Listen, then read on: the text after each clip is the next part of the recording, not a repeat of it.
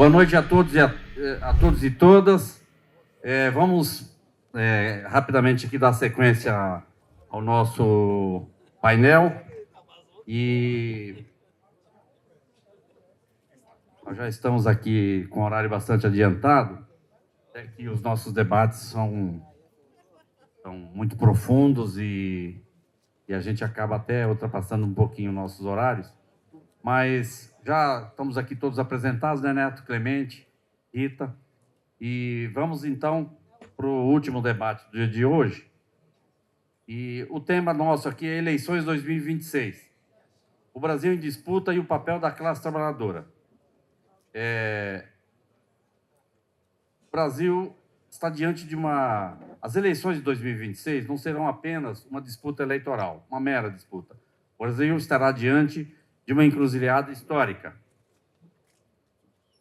Disputamos modelos distintos de desenvolvimento, papel do Estado, a soberania nacional, a democracia e o futuro das relações do trabalho. O movimento sindical não pode ocupar posição de mero espectador, porque sempre que a classe trabalhadora se ausenta da disputa política, outros ocupam este espaço.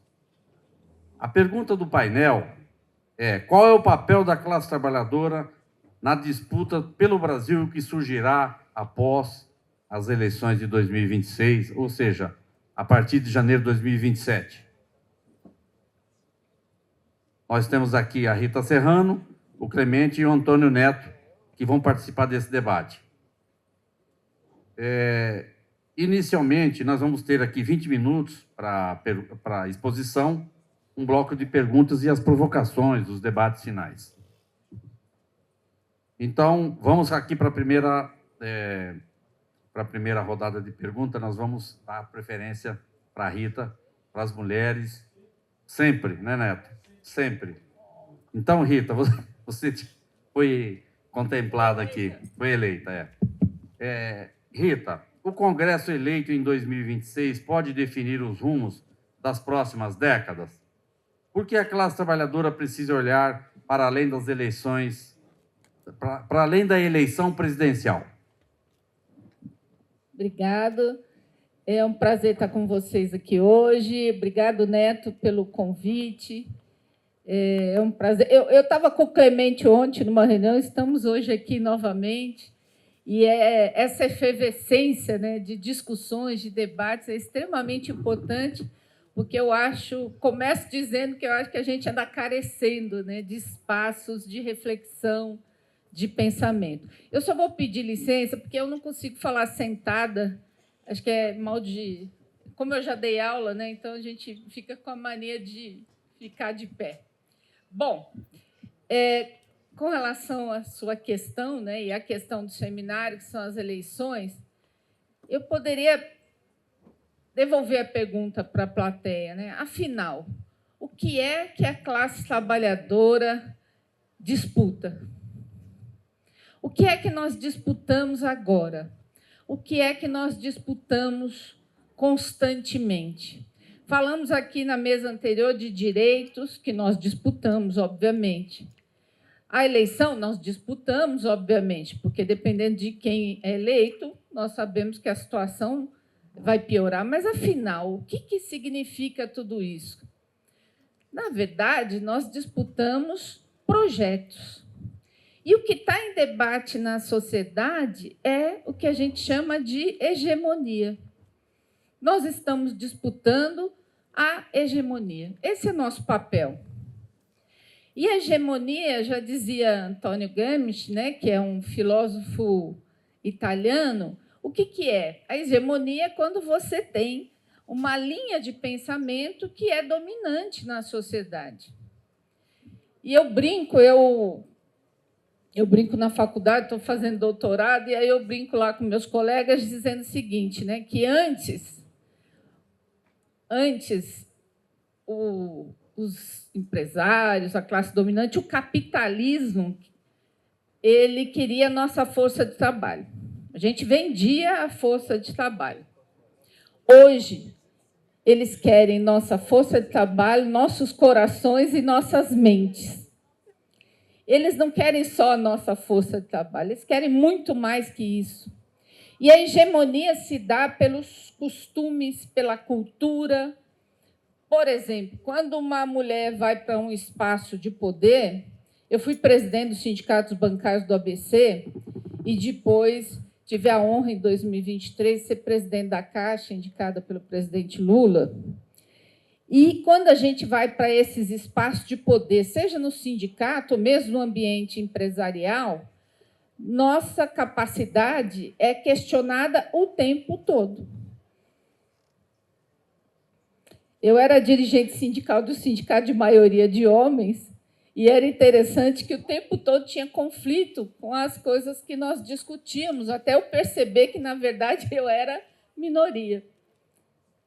Até que um diretor, eu brinco lá no meu sindicato, falo isso até hoje, eles ficam bravos, mas teve um diretor que falou para mim, no meio de uma orientação que a gente estava definindo, falou, pô, mas nem minha mulher manda em mim, vem você mandar. Mas isso é o quê? Uma hegemonia de pensamento de dominação. Na Caixa, quando fui presidente, eu cheguei dizendo que ia humanizar as relações de trabalho, até porque, na gestão do Bolsonaro, o banco foi destruído, e vocês devem se lembrar do Pedro Guimarães, né? Foi presidente do banco, o banco vinha de uma série de denúncias de assédio, e eu cheguei dizendo, nós vamos humanizar as relações de trabalho, nós vamos discutir os resultados, as metas do banco, sobre outras métricas, que não seja dessa disputa exacerbada entre as pessoas. Vamos tentar criar um modelo de trabalho de cooperação, porque é lógico que tem que dar resultado, mas isso pode se dar de outras formas. E os gestores falavam, imagina, isso não funciona. As redes sociais hoje trazem um processo de hegemonia mais agressivo ainda, porque hoje a gente consome a comunicação que os donos da rede social querem que a gente consuma. Não é? Modelo de moda, de beleza, padrão de beleza. Quem é que definiu o padrão de beleza para as pessoas? É um poder hegemônico, um pensamento dominante que determina o que a gente vai vestir, o que a gente vai comer, como a gente vai trabalhar. Eu estava ouvindo aqui falando dos servidores públicos, né? Qual que é o pensamento hegemônico da sociedade com relação aos servidores públicos? Qual que é? Que não trabalha. Não é isso? Não é isso? Não trabalha. Qual é o pensamento hegemônico na sociedade com relação a sindicalista? É quase um servidor público. Não trabalha. Não é? Eu ouvi isso muitas vezes. Eu estava contando para o Clemente hoje, chegou um rapaz para mim, eu moro em Santo André, eu estou de um colega bancário, chegou, Rita, como é que a gente faz para ir para o sindicato? Porque eu preciso trabalhar menos. Falei, poxa, quando eu não estou mais no sindicato, mas eu trabalhava 12, 14 horas, eu trabalhava de sábado, domingo, não é assim? Amanhã vocês não vão trabalhar aqui? Então, esse é o pensamento hegemônico. Por que se diz que funcionário público não trabalha? Porque, por trás disso, a linguagem é tudo aquilo que é público não funciona. Tudo aquilo que é público tem corrupção. Mas o privado é eficiente, não é isso? O privado é eficiente, dá resultado, é um modelo.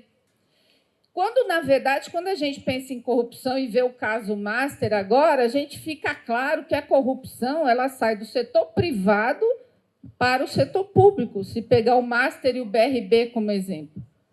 É do setor privado que sai. Lógico que tem corrupção também no setor público, mas eu digo a iniciativa é do setor privado. Então, quando se diz nós somos contra a estabilidade no emprego, que as pessoas vão ficar acomodadas, não é? Esse é o pensamento. Se a gente sair na rua, porque você tem um modelo padrão de emprego que as pessoas são o quê? Descartáveis. Então, nós vivemos sob uma sociedade que tem um pensamento hegemônico dominante que interessa ao capital, que interessa aos donos do capital. Eu venho discutindo muito o seguinte, parece que até o pensamento agora é a inteligência artificial tirará empregos. Ok. Quem são os donos da inteligência artificial? Porque fica parecendo que é neutro, né? A tecnologia é inexorável, está dada. Sim, mas quem são os donos da tecnologia? Quem são os donos do modelo de inteligência artificial? Pouquíssimas pessoas, bilionários no mundo, que dominam esse sistema. E aí vendem isso como se isso fosse inexorável. Nós não podemos discutir, não é isso? Está aí já, não tem mais jeito. Não é verdade? A sociedade tem que discutir. Essa questão da jornada de trabalho. Qual é o pensamento hegemônico? Olha, que negócio é esse do cara trabalhar menos horas? Pode trabalhar, vai. E a produtividade? E o resultado? E o lucro? Sim, mas são as pessoas. O trabalho ele está voltado para a dignidade humana ou a dignidade humana fica perdida no meio da concepção de lucro, de resultado, de trabalho? Afinal, que mundo nós queremos? Porque essa é a discussão, é isso que está em debate. Que mundo nós queremos? Esse que está aí não nos serve. Violência, guerra, as pessoas adoecendo. Nós estamos no século da depressão, que embora a gente esteja cada dia mais conectado, cada dia nós estamos mais sós, nós não conseguimos olhar o outro. Então, esse mundo não nos serve. E aqui cabe a nós, trabalhadores, trabalhadoras, que temos consciência de que esse mundo não nos serve. Qual é o nosso papel, portanto, que é o tema do seminário, né? Qual é o nosso papel nesse momento da história? Qual é o papel do sindicato? O sindicato é um baluarte extremamente importante na defesa da democracia, na defesa da humanização das relações de trabalho. Vamos lembrar que o Brasil, na década de 80, foi graças ao movimento sindical que nós conseguimos derrubar a ditadura militar. Na Europa, foi graças ao movimento dos sindicatos que se democratizou no final, depois da Segunda Guerra Mundial, se conseguiu reconstruir os estados dentro de um estado que se chama lá de bem-estar social, quer dizer, com melhores condições de trabalho. São ações dos sindicatos que hoje estão repercutindo no Congresso para garantir a OIT, né, a 151 da OIT, o direito aos trabalhadores, servidores, aos 12 milhões de servidores públicos que nós temos no Brasil, e é graças ao movimento sindical que está se discutindo diminuição da jornada de trabalho. Então, o sindicato ele tem o poder de disputar a hegemonia na sociedade. Mas, para além do sindicato, cada um de nós, como sindicalistas, como indivíduos, como os trabalhadores, trabalhadoras, mulheres, homens, nosso papel é disputar a hegemonia constantemente. Isso se dá no diálogo dentro de casa, isso se dá nas relações homens-mulheres, na divisão das tarefas, isso se dá com o colega de escola, isso se dá o tempo todo. Na mesa anterior, se falou aqui quando os trabalhadores não atendem o nosso chamado, né? Eu dizia isso lá no meu sindicato. Eu falava, olha, quando a gente comunica e o cara não responde, não é ele que está errado, é a nossa comunicação que não funciona. Porque ou eu garanto uma forma de sensibilizar esse trabalhador, essa trabalhadora, ou eu, enquanto liderança, enquanto sindicato, estou falhando. A falha é minha. Eu preciso arrumar uma forma de sensibilizar ele. Se não é no boletim, é na conversa, não sei. Mas eu preciso arrumar um caminho para sensibilizar. Então, cabe a nós disputarmos esses conceitos hegemônicos que não nos interessam para poder disputar na sociedade. Eu queria só dar um exemplo concreto, eu não sei, ele falou 20 minutos, eu não estou contando. Está ali. Só um exemplo concreto de uma disputa hegemônica que é uma forma de fazer que deu certo, que eu gosto de contar. Em 2015, na véspera do golpe da presidenta Dilma, tinha um projeto no Congresso chamado Projeto de Lei 555, conhecido como Estatuto das Estatais. Esse projeto ele ele facilitava, se ele fosse aprovado do jeito que ele estava, ele facilitava a privatização de todas as empresas públicas brasileiras, sejam elas municipais, estaduais ou federais. Ele criava, ele facilitava isso por várias razões. Ele obrigava todas as empresas a virarem SA, obrigava quem já era SA a vender mais ações, o governo ser minoritário. Esse era o projeto de lei, além de uma série de atrocidades. Quando eu soube do projeto, eu falei, gente, que absurdo, nós somos... Mas imagine que nós estávamos na véspera do golpe da Dilma, nós sempre fomos minoria no Congresso, nunca fomos maioria, né? Eu digo nós, classe trabalhadora, representando os trabalhadores, e naquele momento, então, estava pior ainda a situação. Mas o que nós fizemos? Nós nos articulamos, todas as entidades, inclusive a Central aqui participou também, todas as centrais sindicais, sindicatos diferentes, de bancário, de metalúrgico, de professor da Embrapa, da Caixa, do Banco do Brasil, de todas as empresas públicas, e criamos um comitê chamado Comitê Nacional em Defesa das Empresas Públicas, que eu coordenei, e começamos um trabalho dentro de um congresso de diálogo com os parlamentares, junto ao governo, porque tinha segmentos do governo minoritários, mas que defendiam o projeto, e começamos um debate no país todo. Lançamos livros, lançamos campanha, se é público é para todos, e começamos. E lá no Congresso, como a gente era minoria, o que a gente fazia? Toda vez que ia colocar o projeto para votar, a gente fazia um barulho danado, adiava. E fomos adiando durante 9 meses. Eu ia para Brasília na terça-feira, voltava sexta. Os guardas lá do Congresso já não aguentavam nem me ver. Eles falavam, o que a senhora está fazendo aqui de novo? Porque nós ficávamos lá de plantão, eu só não, né? Várias entidades. E, durante 9 meses, nós fizemos a pressão lá dentro e lá fora. E, vejam, nós unificamos entidades diferentes, de categorias diferentes, e dialogamos com todos os parlamentares, sem exceção.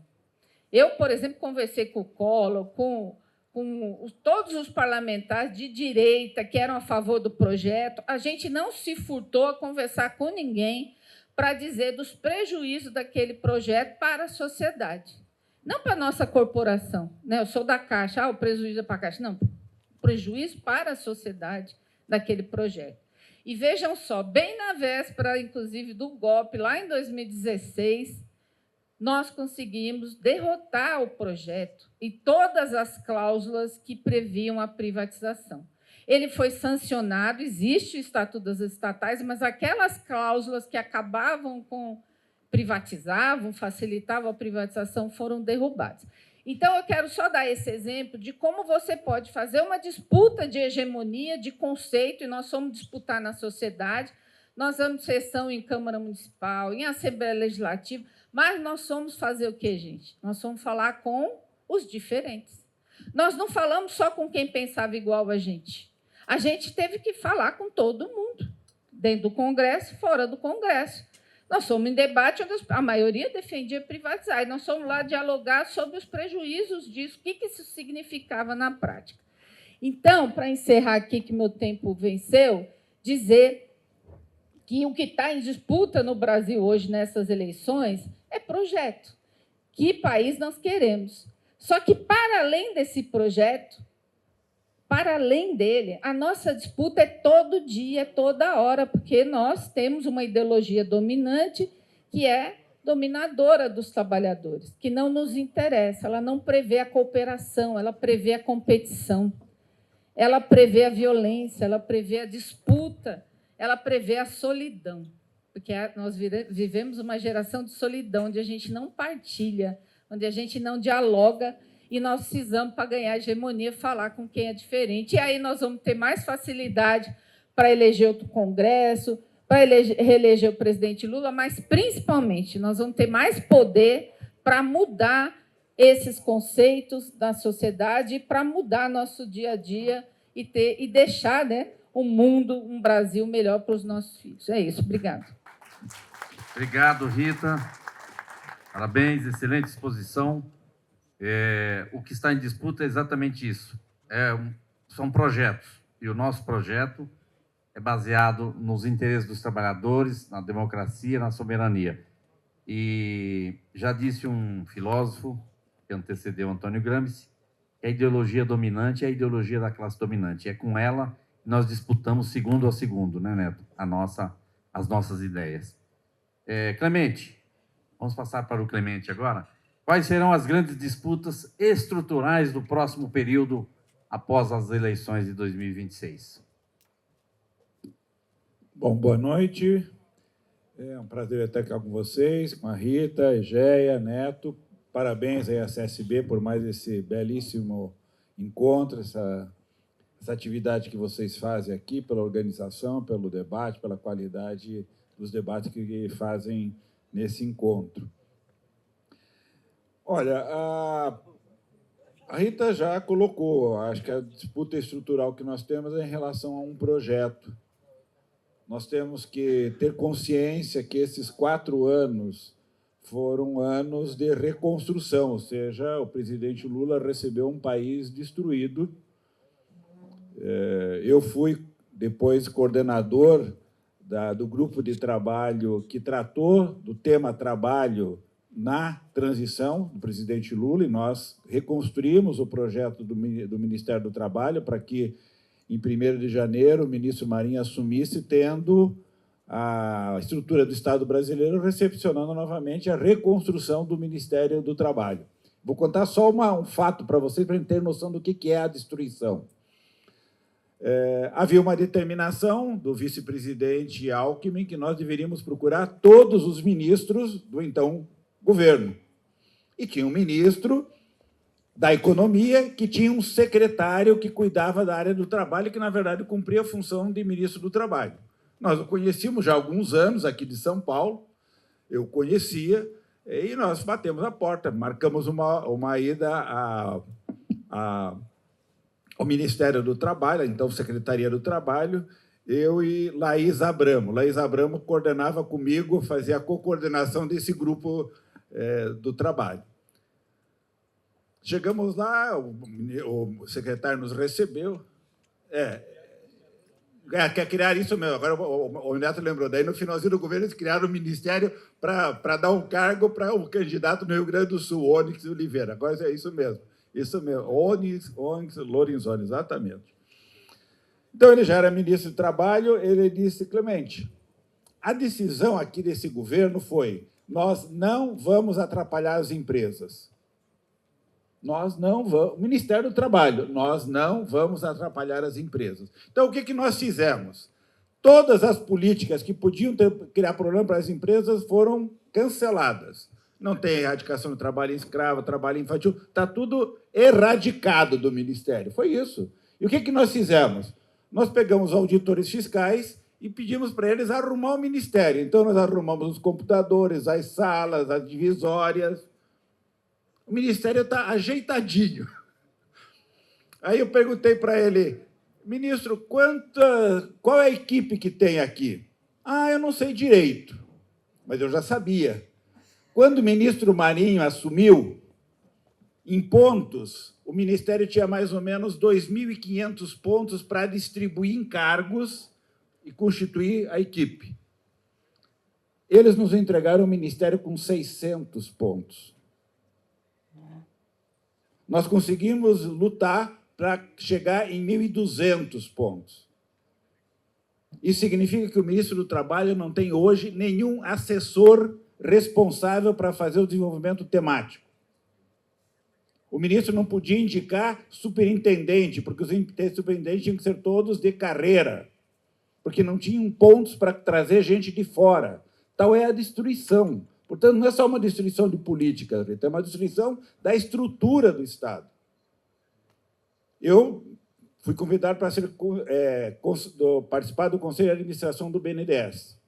O BNDES tinha mais ou menos 2.500 funcionários. 800 funcionários tinham um processo na Justiça de questionamento da sua atividade, com processos no TCU e com processos na Justiça. 800. Um terror, um terror. Qual foi o trabalho? vencer os 800 processos e liberar a agenda desses profissionais.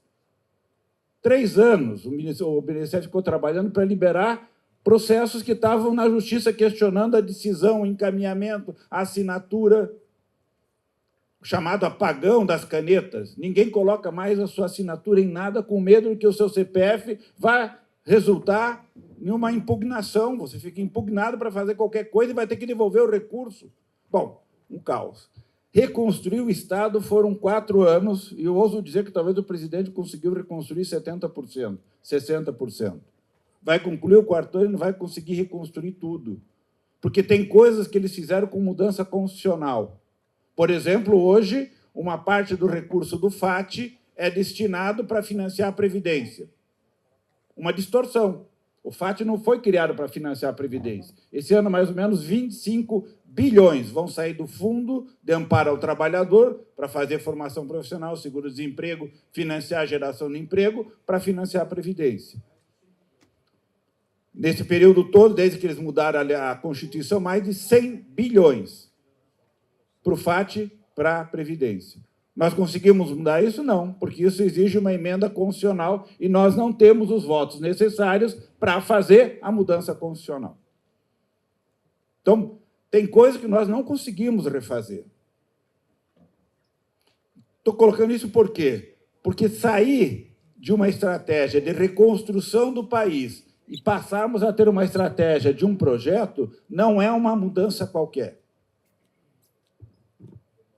É uma mudança que significa capacidade política. De um lado, vencer as eleições, porque se as eleições forem perdidas, significa que o nosso projeto não foi o escolhido. Vai ser escolhido um outro projeto. Vencer as eleições, então, portanto, é afirmar que a sociedade quer este projeto. Mas, além disso, significa que você vai dar condições a este governo eleito de executar o seu projeto. Como? Garantindo os votos no Congresso Nacional para aprovar os projetos que precisam ser aprovados no Congresso para o projeto se materializar. Um exemplo. Para que a gente tenha um projeto estruturante de um país que alça a sua capacidade econômica para gerar bem-estar para todo mundo, bons empregos, bons salários, qualidade de vida, significa que nós temos um Estado com capacidade de fazer uma alta taxa de investimento.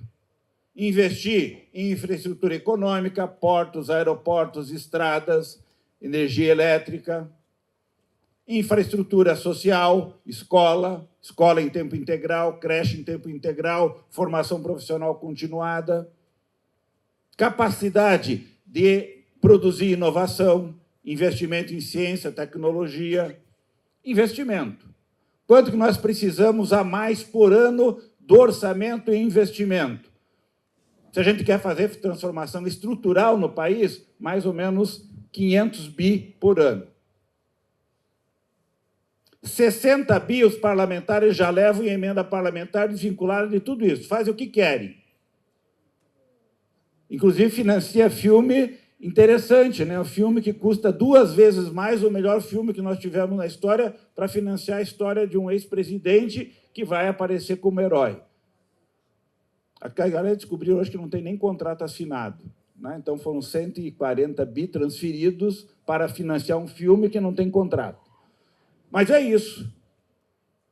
As emendas parlamentares, 60 bi, desvinculada. E qual é a capacidade, então, do governo colocar 450 bi para fazer os investimentos? Hoje, 0. Se o presidente Lula quisesse colocar hoje recurso para fazer esse investimento, ele não tem possibilidade. Por quê? Porque o orçamento não lhe dá esta possibilidade. Nós vamos eleger um presidente, espero que sim, mas nós temos que eleger simultaneamente um Congresso Nacional capaz de garantir a esse presidente conduzir o projeto que a gente escolheu, que a Rita colocou. Portanto, a nossa tarefa é uma tarefa simultânea de reformular o próprio Congresso Nacional, se nós queremos que esse projeto tenha viabilidade econômica, política e social. Então, a primeira tarefa que nós temos, e se tivéssemos que ter uma lista de 10 tarefas e escolher uma, eu diria a nossa tarefa esse ano é eleger o presidente Lula e uma bancada capaz, e não estou dizendo que é só do partido do presidente, é uma bancada ampla de partidos que topem se associar a este projeto. Não quer dizer que concordem com o presidente Lula, se ele for reeleito, mas que concordem com o seu projeto, com parte do seu projeto, que topem negociar partes desse projeto que viabilizam essas transformações. Não estou pedindo que o empresário concorde com o presidente Lula, mas acho que o empresário devia estar junto nesse projeto quando o presidente disser tem um projeto para aumentar o investimento produtivo. Então, nós precisamos mudar e fazer a disputa para que mude o posicionamento da sociedade materializado, por exemplo, no Congresso Nacional. Para isso, nós temos duas tarefas que viabilizam essa trajetória. Viabiliza no sentido de fazer a disputa, não quer dizer que nós vamos ganhar, né? Mas nós temos que disputar. Primeiro é fazer algumas entregas no curto prazo para a sociedade. E uma das entregas que está posta no Congresso Nacional é a possibilidade da redução da jornada de trabalho, fim da escala 6x1, sem redução de salário. Está na nossa mão. Para isso, o que nós temos que fazer? E as centrais já organizaram, e aí eu faço uma proposta para que vocês, que são aqui de 26 estados e mais do Distrito Federal, voltem para casa e cumpram aquilo que nós combinamos nas centrais sindicais. Vocês têm 10 dias para visitar todos os parlamentares do seu estado e apresentar a nossa proposta de redução do jornada de trabalho. Nós queremos ter a máxima votação nesse projeto. A Câmara dos Deputados tem que dar uma máxima votação nesse projeto. Outro dia, em um debate com o pessoal de recursos humanos, me perguntaram o que você acha que vai acontecer desse resultado? E estava um diretor de recursos humanos de empresa. Ele disse, não sei, talvez a gente consiga. Ele disse, na minha visão, nós vamos ter 450 votos. Os caras ficaram assustados, vão ter 450 votos com redução de jornada de trabalho, fim da escala 6x1, sem redução de salário.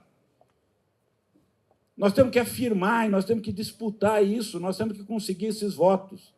Se nós tivermos uma votação desse tipo, esse projeto sobe para o Senado com alta pressão, para que o Senado rapidamente aprove e a gente sancione, faça a promulgação da emenda constitucional e, imediatamente, o Congresso trate de fazer a lei complementar que vai regular a negociação coletiva.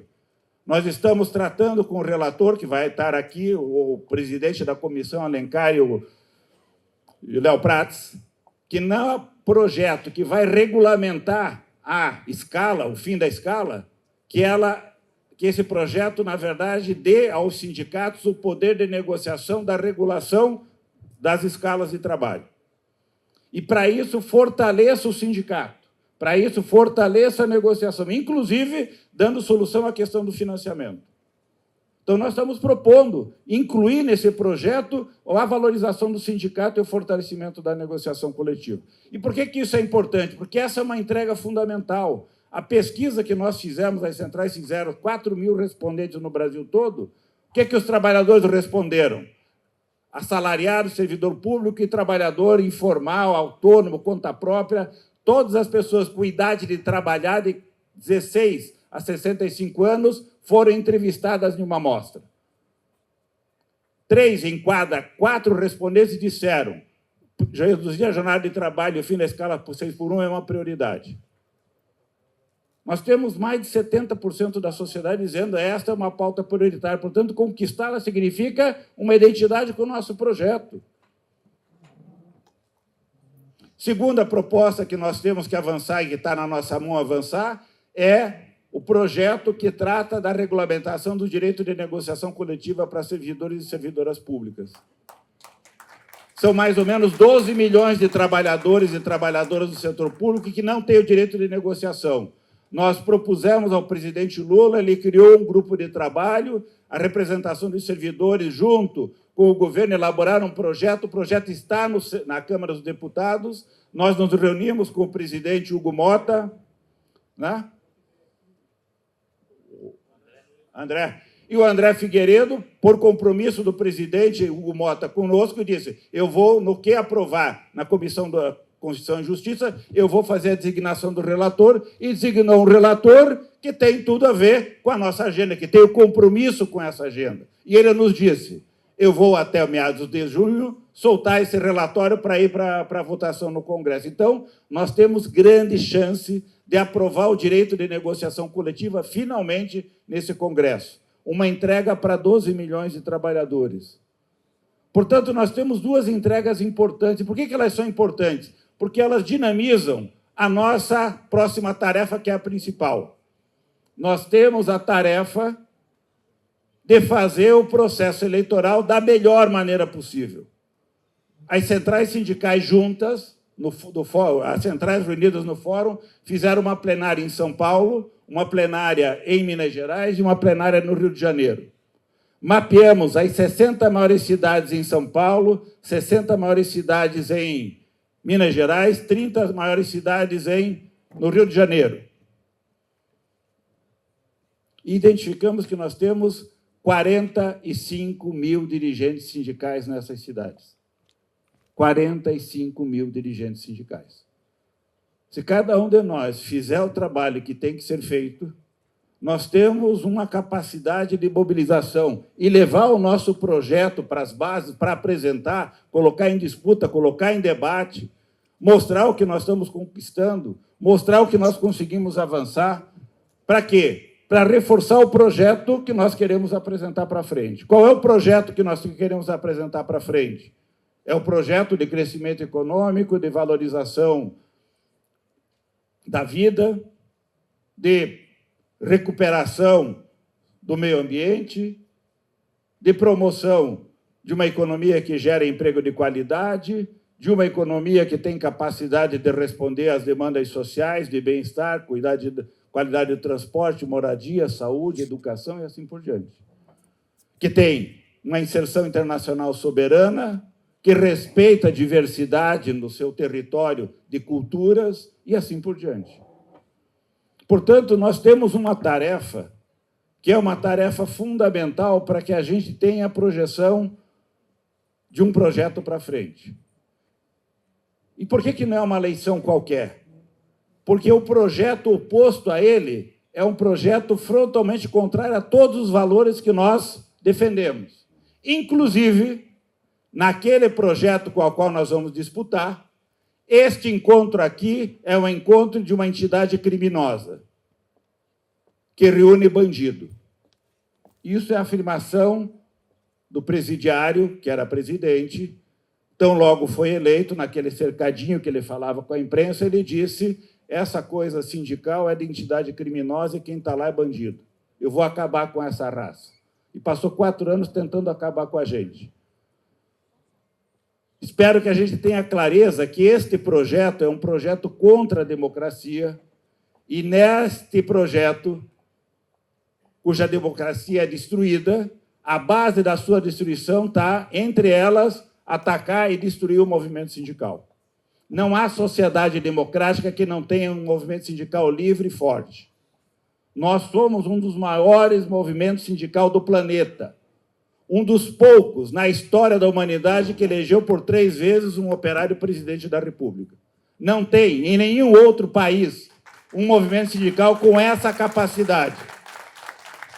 O único que conseguiu fazer isso na história da humanidade se chama Brasil. E no Brasil tem endereço: CSB, CUT, CTB, Nova Central, Intersindical, Pública, com seus milhares de sindicatos organizados no Brasil todo. Se nós mapearmos os dirigentes sindicais espalhados no Brasil, eu acho que nós temos mais ou menos de 150 a 200 mil dirigentes sindicais. A nossa tarefa, de aqui até agosto, é colocar esses 200 mil dirigentes sindicais como militantes de um projeto. E esse projeto é um projeto que faz sentido para a nossa vida, faz sentido para o país e faz sentido para a classe trabalhadora. Muito bom. Obrigado, Clemente. É isso. Nós disputamos e esse projeto, que é um projeto de nação, a independência do país, a preservação, a ampliação da democracia e a consolidação dos direitos dos trabalhadores. Neto, historicamente, o sindicalismo teve papel central na construção democrática. Qual será sua responsabilidade em 2026, Neto? É para você. Boa tarde, companheirada. Depois do que eu ouvi aqui, fica pouco para eu falar, né? Mas eu quero começar brincando com o que o Guarino falava para mim. Meu saudoso e querido pai dizia: qual é o valor do voto? A classe operária, o povo mais pobre, o povo sofrido, não tem ideia do valor do voto. E aqui nós temos militantes sindicais, que pelo menos estes e estas têm que ter clareza do valor do voto. Todo mundo sabe que é uma procuração, mesmo o mais pobre, porque precisa de qualquer coisa, tem que constituir um advogado, ele dá uma procuração. Ao ele dar uma procuração, ele transfere para aquele advogado a responsabilidade de representá-lo, fazer acordo, fazer coisas e fechar todo o processo que ele precise fazer. O voto é isso. Quando eu elejo um vereador, eu estou dando uma procuração para esse vereador falar em meu nome na legislação municipal. Se eu elejo um deputado estadual, é a mesma coisa na questão estadual. E no federal, mais ainda, tanto na Câmara quanto no Senado. Imaginem vocês, se você conversar com os companheiros, que fala assim, você vive de aluguel, tem uma enormidade de companheiros e companheiras nesse país que vivem de aluguel e aqueles que ainda estão buscando até moradia. Não mudam, não moram, né? Pois bem, aonde é que é regulamentada a lei dos aluguéis? Hein? A lei do inquilinato. Vocês sabem onde é regulamentado? Na Câmara Federal. Quem é que está na Câmara Federal legislando sobre a lei do inquilinato? A elite.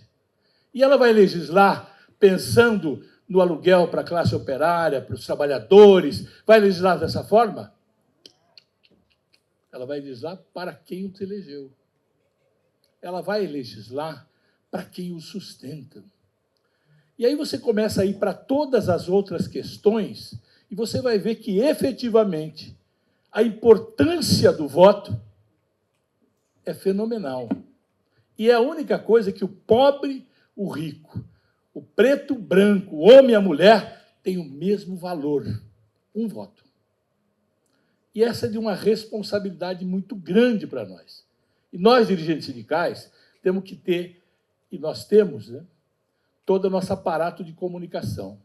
A partir de agora, as centrais estão reunidas, criamos aí até a nossa pauta da classe trabalhadora, que está na pasta de cada um de vocês, que nós estamos apontando quais são as coisas que queremos agora em 2026, e ele já falou das 3 coisas que nós queremos, e o que nós queremos para frente, né? Para 26, 27, 28, 29, 30, porque nós precisamos, primeiro, acordamos entre nós, e eu tenho claro que isso a central está clara, porque, como somos uma central trabalhista, ter sentido na carne o fechamento do Ministério do Trabalho no primeiro dia do governo do Bolsonaro foi uma facada nas costas de todo o povo trabalhador e dos sindicatos brasileiros. Me causa espécie ouvir dizer que tem dirigentes sindicais que defendem Bolsonaro. Olha que coisa. É a barata adorando o inseticida, não é? Ou o chinelo, que pisa nela. É isso. Ele, toda vez que foi entrevistado, ele dizia: vou fazer um governo que quem quiser trabalhar tem que abrir mão de direitos, quem quiser ter direitos não vai conseguir emprego.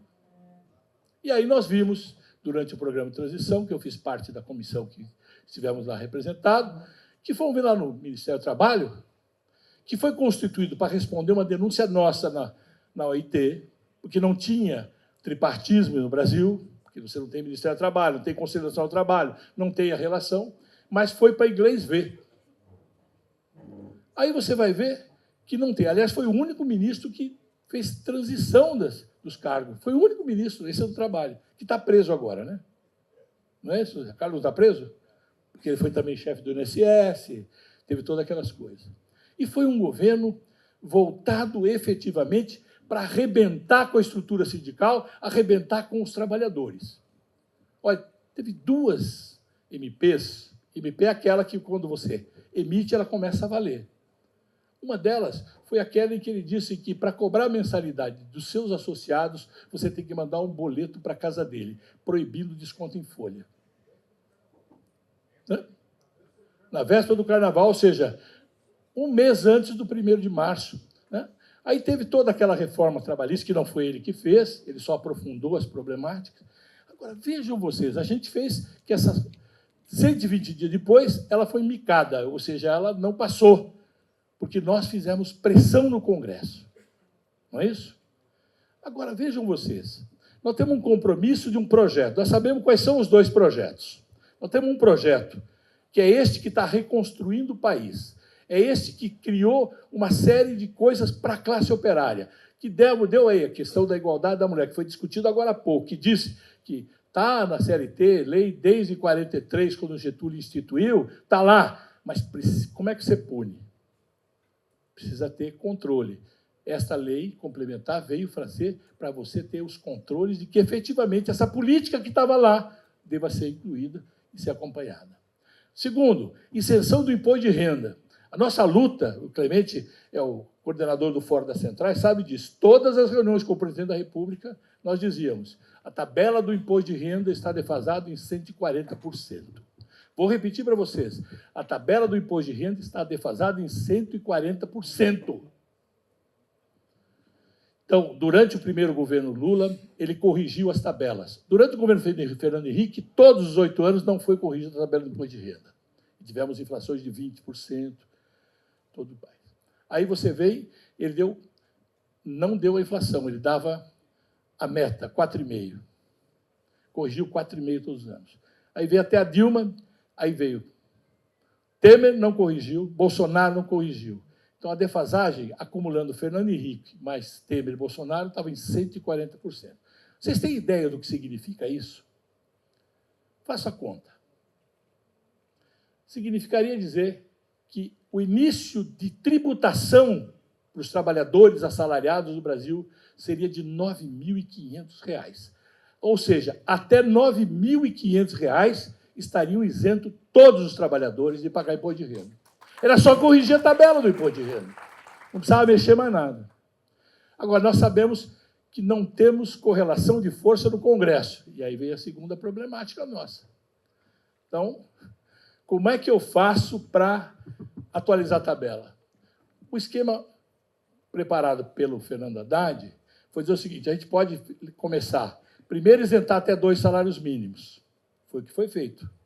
Depois, vamos isentar até R$ 5.000, que daria, naquela época, em torno de 3,5 salários ou 4 salários mínimos. Pois bem, R$ 5.000. Isso pegou quanto por cento? 18 milhões de trabalhadores ficaram isentos de pagar imposto de renda, que dá quase um salário a mais no final do ano. Ou seja, e aí foi aprovado, pasmem, por unanimidade na Câmara e por unanimidade no Senado. E vocês sabem por quê? Porque eles cometeram um erro crasso. Porque a arrogância faz com que a gente possa perder toda a razão e todos os momentos políticos. Eles fizeram o quê? Nadir, eles aprovaram a dosimetria. E aí houve uma manifestação de toda a população brasileira e foram para cima deles lá e falaram, parem com isso, o Congresso é inimigo do povo. Na semana seguinte, na votação da isenção do imposto de renda, foi aprovado por unanimidade para dizer o seguinte, ó, nós estamos do lado do povo, estamos aqui aprovando a isenção do imposto de renda até R$ 5.000. Vejam vocês. Mas se dependesse deles, não... Foi a PEC da bandidagem. PEC da bandidagem. Se dependesse deles, nós jamais teríamos qualquer coisa. Toda vez que nós conversamos com o presidente Lula, e tivemos agora 15 de abril com ele diz o seguinte: tudo bem, mas vocês sabem como é que está o Congresso. Eles derrubaram o veto na questão indígena, das terras, né, da proteção da terra dos indígenas. Agora está no Supremo para ver. Acabaram de derrubar o veto da dosimetria. Ou seja, eles têm maioria lá. Como é que a gente faz para mudar essa correlação de força? Vamos voltar lá na procuração, no valor do voto. Nós precisamos botar a maioria lá. Se nós somos a maioria da sociedade, por que nós não temos maioria lá na Assembleia Legislativa, não temos maioria na Câmara Federal, no Senado? Por que nós não temos? Porque a gente fica na porta das empresas, gritando contra a empresa, chamando o patrão de tudo quanto é nome, e quando chega a eleição, a gente vota nos candidatos do patrão. A gente vai para frente das prefeituras, viu, meus queridos municipários? A gente vai na frente da prefeitura, xinga o prefeito, faz, acontece, denuncia tudo de maledicência que ele tem, chega na eleição, os candidatos do prefeito são eleitos também. Veja, ele vai lá e diz o seguinte: tem que ajudar esse cabra aqui, porque ele trouxe emenda para nós aqui para fazer o recapeamento dessas ruas aqui. E nós, trabalhadores, tem razão, esse cara trouxe dinheiro para cá. Esse dinheiro que ele trouxe para cá, ele tirou do orçamento nacional, que poderia ter sido colocado para valer. A gente tem visto emenda parlamentar para financiar show de sertanejo. Show de sertanejo em cidade de 2.000 pessoas, o cara que vai cantar lá ganha R$800 mil. É uma vergonha. Agora, nós achamos que estamos quietos aqui. Eu estou vendo aqui, temos 350 dirigentes sindicais do Brasil inteiro e precisamos ter a consciência que nós precisamos dizer para os nossos trabalhadores que nós precisamos ter deputados comprometidos conosco, com os trabalhadores. E não adianta ser candidato a mim, porque a gente faz assim, então ele é aliado nosso. Eu vou fazer uma... Talvez a palavra seja muito pesada, mas eu vou fazer um... É triste, porque nós temos um deputado federal aqui em São Paulo que é ligado aos comerciários. Na hora das principais votações que nós temos lá, como ele é do PL, aonde é que ele vota? Digam para mim, de que lado que ele vota? Ele vota para cá ou vota para cá? Ele vota para cá, para a direita, porque ele precisa do dinheiro do Valdemar da Costa Neto para a próxima eleição ele ser eleito de novo. Então, quem financia a campanha dele é o PL. Ou nós mudamos isso, sabe o que vai acontecer? Nós vamos estar aqui no final do ano que vem, fazendo uma reunião como esta e nos lamentando. Porque, como disse, isso é muito do interior de São Paulo, sabe? Está aquele comício na praça e vem um candidato a vereador daqueles mais ranheta, daqueles mais, eu diria, personagem folclórico da cidade. Isso é para encerrar essa minha fala, para dizer para vocês que nós vamos fazer aquilo que as centrais acordaram, de levar a cada sindicato a tarefa de visitar todos os deputados nos estados para as nossas pautas. E também de escolher companheiros e companheiras de partidos que possam estar conosco na batalha lá. Tem uma frente ampla por aí para a gente escolher partido. Esquece dos partidos que estão da direita, porque na hora H eles ficam do lado de lá. Vocês sabem, na questão da escala 6x1, o presidente do PL reuniu-se com os banqueiros e disse: nós vamos dar a vida para não aprovar isso aqui. Falou para banqueiro. E o outro, o Ciro Nogueira, falou a mesma coisa com relação a qualquer... Ou está desmoralizado. Mas esse folclórico vereador, P.O., ele dizia o seguinte, para a gente ter claro, não sei se devo, mas vou fazer. Ele falou no palanque, ele estava emocionado, como eu estou agora, dizendo para todo mundo que esses cabras são tudo ladrão, são tudo sem vergonha. Se vocês votar neles, ó ele em nós. Se você votar nele em nós, ó nós neles. Chegou a hora de nós neles.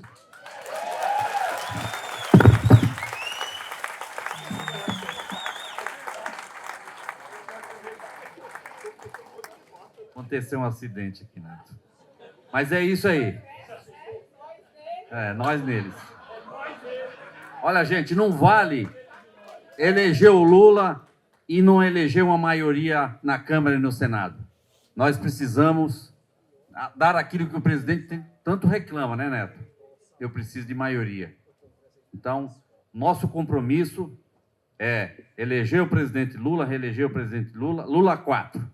Fernando Moraes já disse, o Lula 4 vai ser surpreendente. Me desculpe, Aurélio, nós não precisamos ter maioria, nós precisamos ter uma boa bancada. Hoje nós temos 90 deputados que votam na gente. Quando a gente faz um esforço, tem 130. Se a gente eleger 170, porque você tem o meio, o centrão, ele é movido pelas causas. Você puxa ele, você traz ele para o lado. Nós vimos isso na Constituinte, já vimos muitas votações. Agora, com o hegemonismo da direita, o centrão está para o lado de lá. Nós precisamos trazê-lo para o lado de cá. É um pêndulo. É isso. Não basta eleger o presidente Lula, nós precisamos eleger muitos deputados federais. Vamos eleger o presidente Lula, com certeza. Lula 4. Porque, como disse o Fernando Moraes, eu tenho muita fé nessa oração do Fernando Moraes. O Lula 4 será um Lula consagrador de um projeto de desenvolvimento para o país, de soberania, de consolidação dos nossos direitos, recuperar muitas prerrogativas que vêm sendo retiradas da nossa Constituição Cidadã de 88. Neto, é isso. Olha, o Neto falou aqui da pauta da classe trabalhadora. Nós lançamos essa pauta aqui, agora no dia 15 de abril, é a pauta da classe trabalhadora. Esse daqui é a nossa Bíblia, né? Aqui estão os nossos sonhos, os nossos pensamentos, as nossas principais reivindicações. Os nossos consensos, construídos com muita unidade, com muita luta, com muita competência e com muita sabedoria e inteligência política da classe trabalhadora brasileira. Hoje a unidade é um conceito de estratégia entre nós. Então, são 64 reivindicações, são 64 pautas que vão nos guiar nos próximos 4 anos. Então, gente, continuando aqui, agora nós vamos partir para a segunda rodada. O debate está muito bom e empolgante, né? Porque é a principal questão do país, né? A mudança estrutural, a consolidação desse projeto de mudança que nós precisamos mais, né? O Brasil precisa mais. Então, vamos para a segunda rodada.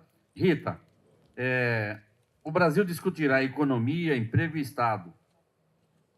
Mas quem disputará a narrativa? Estamos aqui partindo para a segunda rodada. A questão da narrativa, a questão, né, que, novamente, você já colocou, que é a questão da hegemonia.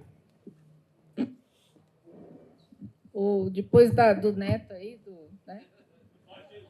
A gente podia dizer assim agora, olha, vamos atualizar.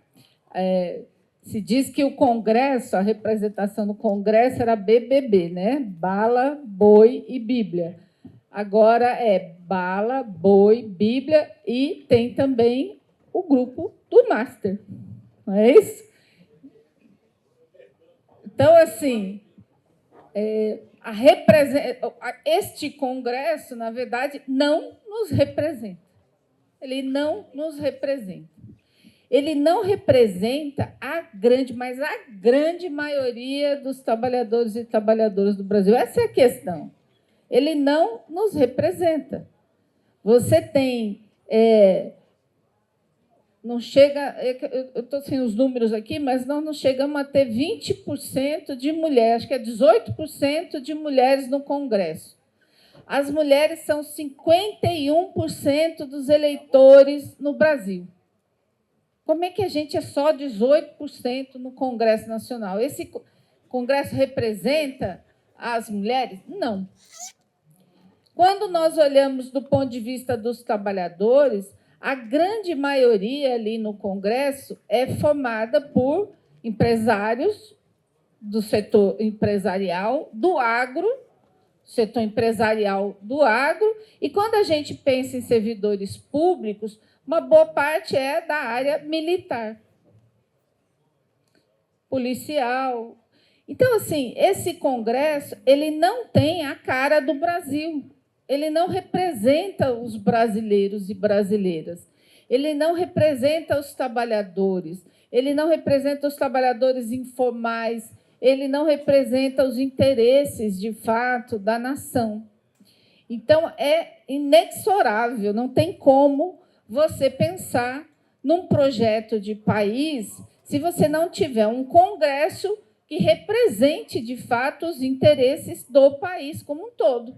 Ah, pode ter empresário lá? Pode. Pode ter gente do agro? Pode. Pode ter tudo. Só que tem um problema. Não tem, o que não tem lá é representando os trabalhadores e trabalhadoras, representando os sindicatos, dos movimentos, cadê? Então, essa questão colocada, ela é extrema, talvez seja o ponto mais frágil desse processo que nós vivemos.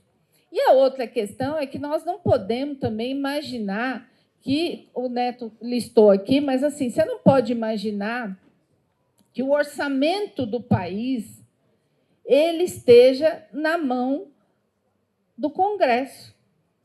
O Congresso é legítimo para administrar uma parte desse orçamento? É, lógico, mas uma parte.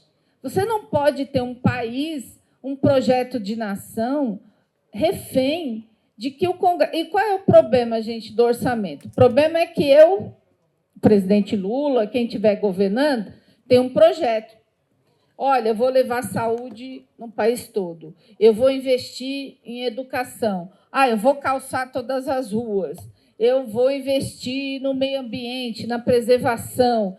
Isso, eu tenho um orçamento que eu vou distribuir, que é um projeto de nação, para o país, e vou definir o que é prioritário. O que é prioritário na região norte do país não necessariamente é prioritário no sudeste. Mas eu, governo, eu tenho a visão do todo, da nação.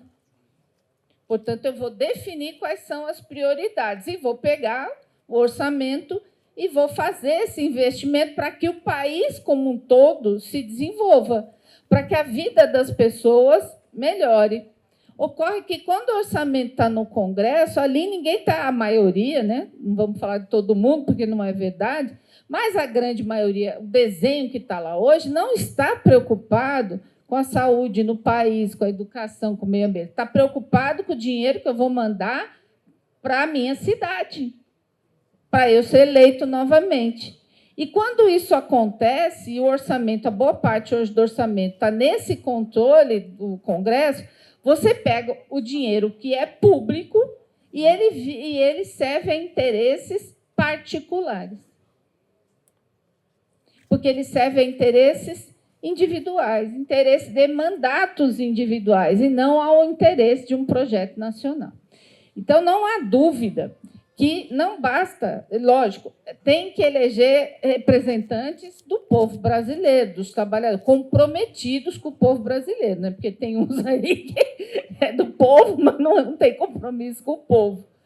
Embora hoje a grande maioria ali nem seja gente oriunda dos trabalhadores e trabalhadoras. Mas a questão é que, quando eu falo da hegemonia, é porque nós temos que eleger e, ao mesmo tempo, nós temos que fiscalizar, nós temos que cobrar, nós temos que fazer a disputa na sociedade para poder respaldar, para poder ter espaço para propor.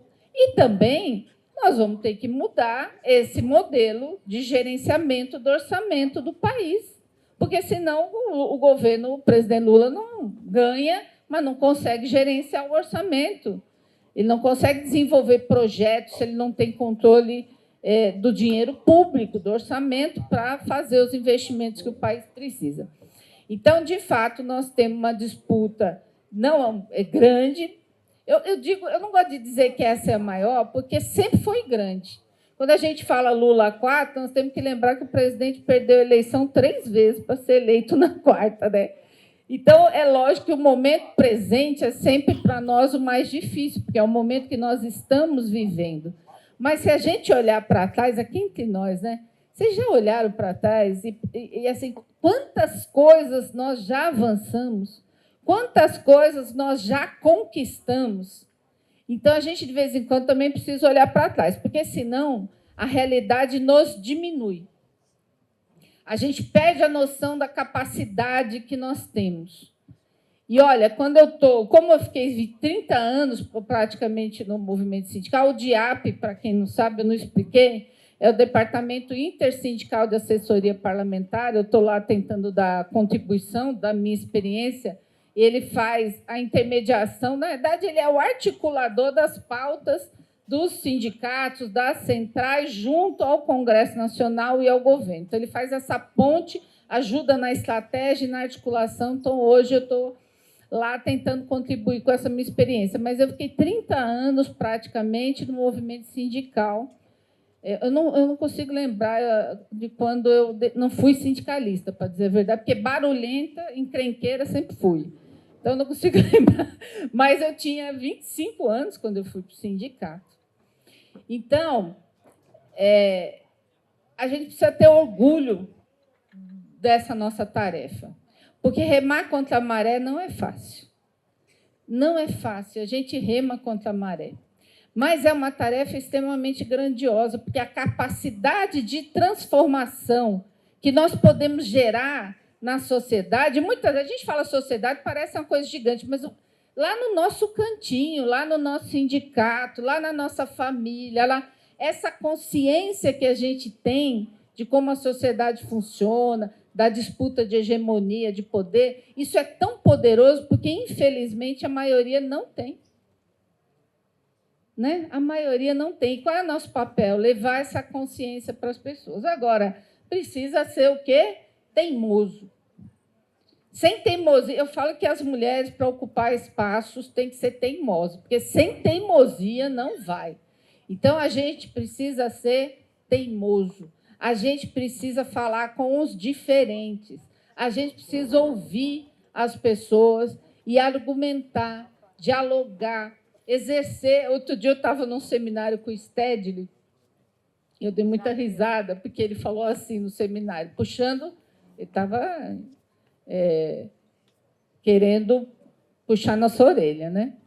Ele falou assim, olha, lá na minha casa, porque eu ainda moro em casa, toda hora bate um testemunho de Jeová na porta. Ó, quero conversar com o senhor. Bate o cara lá, bate na minha casa o cara de outra religião.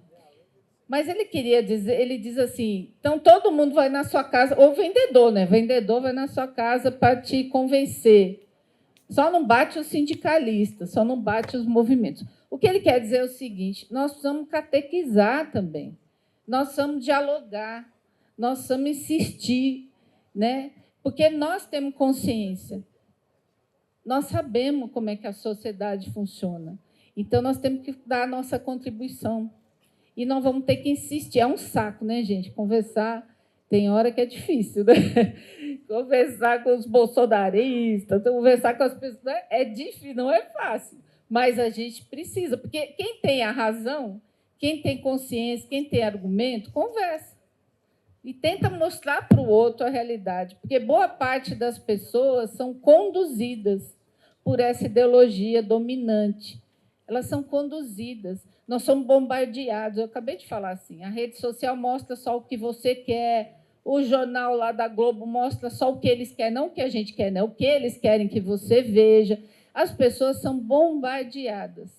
Se a gente não for lá dialogar e mostrar para elas como é que a realidade funciona, quem vai fazer isso, se não formos nós?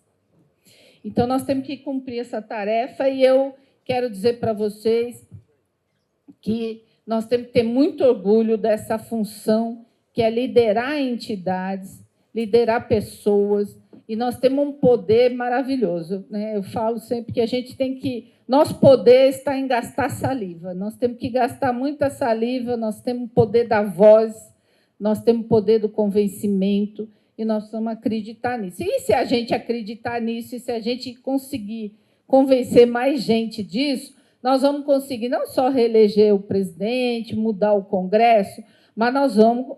Porque só eleger o presidente e o Congresso é importante, mas a disputa na sociedade vai se manter, sempre. Enquanto a gente não mudar o sistema que nós vivemos de mundo, a disputa vai ser constante, a disputa de poder entre quem domina, ainda mais agora, né, que o dinheiro está cada dia, o capital cada dia mais concentrado, a disputa vai continuar. Mas a gente vai estar mais preparado, porque nós sabemos que a nossa capacidade de mobilização, o nosso poder de convencimento, de mostrar a realidade, de saber, não é só mostrar. Porque se a gente só mostra a realidade, tem hora que a gente olha, eu olho para a TV e falo, ai, dá um desânimo. Mas então não é só ver a realidade, é saber que nós temos poder para modificar a realidade. Mas o poder está nas nossas mãos, está na nossa voz, está na nossa disposição em dialogar com quem é diferente da gente. E aí nós vamos ter muitas vitórias, com certeza. É isso, gente. Obrigado. Obrigado, Rita. A Rita falou, e a Rita é presidente do DIAP, Departamento Intersindical de Assessoria Parlamentar. E as centrais sindicais, elas têm não só a pauta da classe trabalhadora, que são as nossas reivindicações políticas, econômicas e sociais, mas nós temos também a agenda legislativa. E, semanalmente, a nossa coordenação das centrais com a assessoria do DIAP se reúne para ver exatamente qual é a pauta daquela semana, qual é o projeto do nosso interesse, o que a gente tem que correr para impedir alguma votação, para adiar, etc. e tal. Assim como nós também temos a importantíssima pauta do Judiciário, onde nós acompanhamos cerca de 400, 500 processos nos principais tribunais superiores de Brasília. Ou seja, centrais sindicais têm uma competentíssima articulação, né, no plano da pauta, da assessoria legislativa e judicial. Exatamente. É importante, assim como foi falado aqui da importância do DIESE, o DIAP ele foi criado pelo movimento sindical, pelas entidades sindicais, logo após a Constituição, exatamente, 83. E o DIAP ele também é mantido e subsidiado pelos sindicatos. Ele assessora somente os sindicatos. Ele não assessora entidade patronal, não assessora nenhuma outra entidade. Ele é classista, ele assessora os nossos sindicatos e os quadros do DIAP são de altíssima qualidade e lealdade aos interesses dos trabalhadores. Conhecem aquele Congresso Nacional como ninguém. Então, vamos nos filiar e fortalecer o DIAP. Agora, vamos passar a palavra para o Clemente nessa segunda rodada. Clemente, é possível falar em projeto nacional de desenvolvimento sem protagonismo do trabalho? Olha, já acho que esse é um grande desafio que nós temos, não só no Brasil, mas no mundo, na medida em que, desde 2008, e mais intensamente pós-pandemia do Covid, há uma reconfiguração das estratégias de desenvolvimento no planeta. Os principais países, o bloco da União Europeia, a China e os países asiáticos, em parte os Estados Unidos, no governo Biden, fazem uma guinada de uma estratégia de desenvolvimento neoliberal, portanto, de liberação dos mercados, de desregulação dos mercados, de enfraquecimento dos estados, de enfraquecimento dos sindicatos. Eu, outro dia, participava de um debate recentemente e lembrava, porque a gente acaba não repetindo isso e esquece. A OIT fez um levantamento que, de 2008, e o último dado que eu tenho era de 2020 e 2021, 140 países fizeram reformas trabalhistas. 140 países fizeram reformas trabalhistas. E nessas reformas incluiu o enfraquecimento dos sindicatos. A União Europeia tinha uma cobertura sindical de mais de 80%. Mais de 80% dos trabalhadores nos países da União Europeia estavam cobertos por contrato coletivo de trabalho. A desregulamentação que ocorreu na União Europeia fez os sindicatos terem uma cobertura de próximo a 50%, alguns países abaixo de 30%. a União Europeia refaz sua estratégia e tem uma deliberação que diz: é importante que os países recoloquem protagonismo nos seus sindicatos para que eles voltem a ter 80% de cobertura sindical. Isso é uma decisão de governança da União Europeia. Por quê? Porque eles constataram que, ao enfraquecer os sindicatos, o que cresce na União Europeia é a extrema-direita. É a retomada do fascismo. É a retomada de grupos fascistas se organizando para assumir o controle de prefeituras, de estados e de países. Então, os governos da União Europeia dizem, para nós voltarmos a ter democracia sustentável, sustentada, é preciso ter sindicato forte. Mas, para termos também enfrentamento de desigualdade que voltou a crescer na União Europeia, para que a desigualdade seja enfrentada, é preciso ter sindicato forte para negociar salário, condições de trabalho.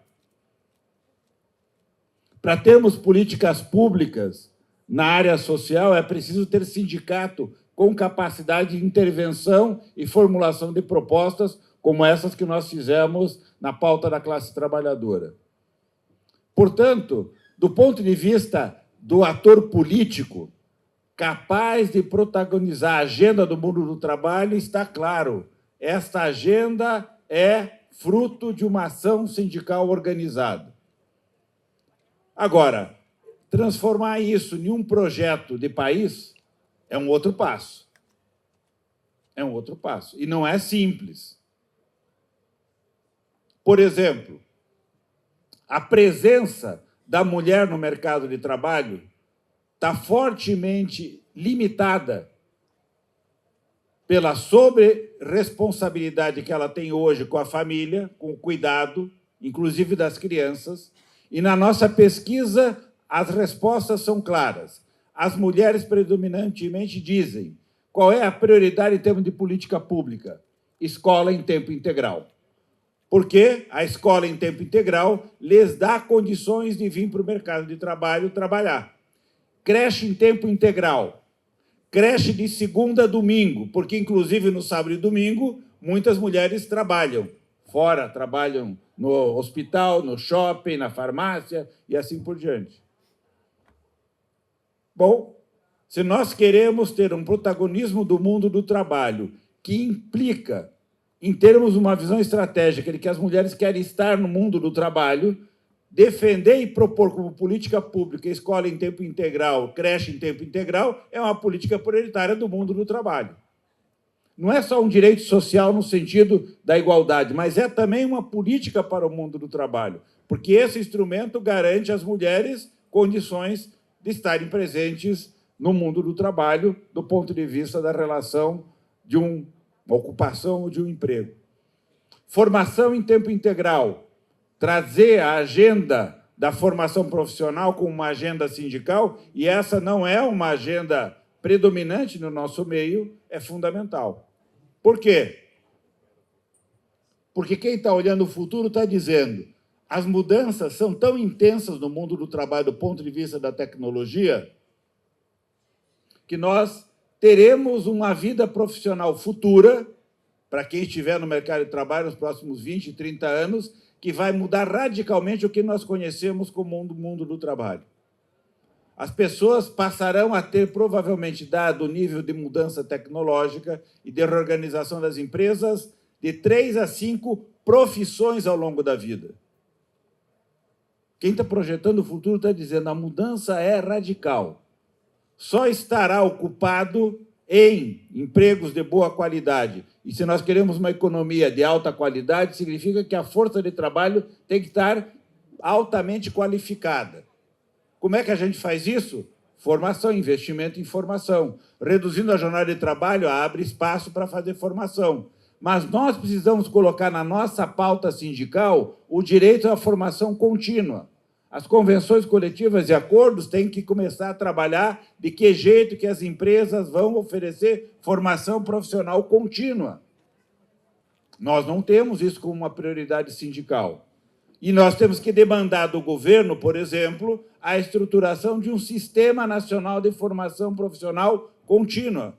Nós temos escolas técnicas federais, escolas técnicas estaduais, Sistema S, tudo funcionando sem articulação, sem coordenação, sem integração. Nós devíamos ter isso integrado. Não temos, devíamos fazer. E isso é dar protagonismo no desenvolvimento econômico ao mundo do trabalho. Quem está olhando o presente e o futuro do mundo do trabalho está dizendo: as mudanças tecnológicas e a forma como nós estamos vivendo está adoecendo a sociedade. Pesquisa recente na Espanha entre os trabalhadores identificou: metade da força de trabalho na Espanha se declara adoecida. Diz: eu estou doente. Medo, estresse, depressão, ansiedade. E qual é a péssima notícia? É que essas dimensões instaladas nas pessoas como doença se mostram hoje doenças incuráveis.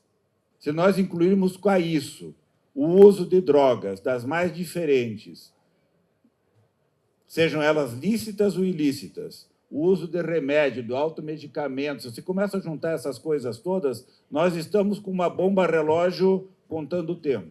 Os sindicatos precisam tratar disso.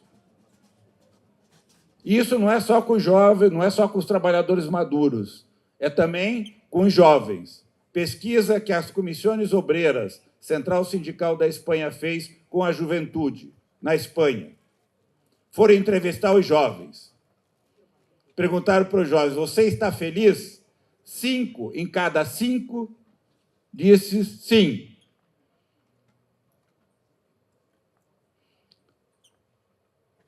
Revelado a partir da performance que essas pessoas manifestam nas redes sociais.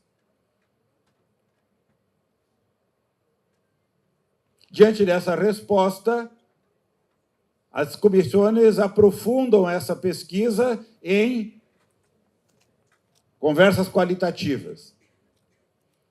E os problemas começam a aparecer. E eles voltam a fazer a pesquisa, perguntando como é que os jovens se sentiam. E aí os jovens começam a dizer que eles se sentem deprimidos, ansiosos, com medo, inseguros. E aí eles voltam a perguntar: mas vocês se manifestavam dizendo que vocês estavam felizes. Se manifestam nas redes sociais felizes. E a resposta deles é: de cada 4 empregos na Espanha, 1 é formal, 3 é informal. Na época da pesquisa. E eles diziam: a única hipótese de eu disputar esse emprego formal é se eu aparecer nas redes sociais feliz. E eles descobrem mais. Eles descobrem que 1 em cada 5 jovens até 25 anos já tinha pensado seriamente em suicídio. E o que eles identificam é que eles não têm a menor ideia do que fazer com essa situação. E o que nós temos que fazer? Temos que investir em descobrir o que fazer. Essa é a nossa tarefa. E nós vamos ter que transformar essas questões em questões do mundo do trabalho na política de saúde. Portanto, o tema trabalho é transversal em várias dimensões das políticas públicas. Mas, mais do que isso, eu quero encerrar com essa dimensão. Agora nós estamos discutindo redução da jornada de trabalho. O que os empresários nos dizem? A produtividade é baixa no Brasil. Não dá para reduzir a jornada de trabalho porque a nossa produtividade é baixa. E eles têm razão em dizer: a redução da jornada de trabalho tem que vir acompanhada de incremento de produtividade. Por quê? Porque é a forma de fazer com que nossa capacidade produtiva aumente e a gente possa ganhar mais e trabalhar menos. Mas por que o tema da produtividade é um tema empresarial? Nós estamos falando da produtividade do trabalho, do nosso trabalho. Esse tema deveria ser tema que nós dominamos. Nós sabemos como é que a produtividade do trabalho cresce. E ela cresce por 2 fenômenos básicos. Primeiro, tecnologia. Sempre que a sociedade investe em tecnologia, aumenta a produtividade. E para que nós tenhamos capacidade de se apropriar dessa tecnologia, nós temos que ter formação. Então, a combinação de inovação e formação gera produtividade. Tem mais algumas outras coisas, como investimento em infraestrutura econômica, infraestrutura social e algumas outras coisas de arranjo do Estado. Mas, estruturalmente, do ponto de vista da capacidade econômica imediata, é tecnologia e formação. Nós deveríamos tratar desses dois assuntos com a maior seriedade. Formação profissional é um assunto que nós devíamos dominar de cabo a rabo. E tecnologia, jamais nós poderíamos deixar como um assunto exclusivo das empresas. A quem interessa a inovação tecnológica? A classe trabalhadora, porque aumenta a produtividade e nos permite trabalhar melhor. Mas as tecnologias hoje não estão sendo desenvolvidas para isso. Estão sendo desenvolvidas para fazer a gente trabalhar mais, aumentar o controle sobre o nosso trabalho e, muitas vezes, expropriar mais renda e riqueza do trabalho sem dar a contrapartida da mesma dimensão. Portanto, nós temos que colocar o debate da tecnologia na mesa de negociação. A inovação tecnológica melhora o trabalho, permite reduzir jornada de trabalho, gera emprego. Você vai mudar o posto de trabalho, gera qualificação para fazer essa transição, ou nós vamos deixar na mão das empresas? Eles têm todo o sentido de dizer para nós que decisão sobre tecnologia é deles, porque é lógico. Se eles dominam a tecnologia, eles dominam todo o processo produtivo e nós ficamos à beira desse processo. Nós temos que dizer o contrário. Tecnologia é um elemento essencial para o mundo do trabalho, porque a tecnologia só faz sentido se for para a sociedade viver melhor e nós trabalharmos melhor. É para isso que é para a tecnologia, não é para aumentar a renda e a riqueza concentrada na mão de algumas pessoas. E eu termino só dando um exemplo para a gente ter noção do que é a concentração de renda e riqueza. E com isso eu encerro, porque eu acho que aqui nós temos a disputa central. O Neto foi sorteado pelo... Fugiu o nome agora do cidadão, dono da Elon Musk. Ele foi sorteado pelo Elon Musk. E o Neto vai receber a atual fortuna do Elon Musk hoje. Não vai conseguir mais nenhum centavo, mas vai pegar todo o recurso que o Elon Musk tem na mão e vai dizer, Neto, é teu. Só que você tem uma tarefa. Você tem a tarefa de todo dia acordar às 5 da manhã e até às 11 da noite gastar $1 milhão, todos os dias. Você tem que acordar às 5 da manhã, começar a gastar e às 11 da noite dormir tendo gasto $1 milhão. Em quanto tempo o Neto vai gastar a fortuna do Elon Musk? Quanto tempo? Quem chuta? 200 anos. Quanto? 3.000 anos. Quem mais?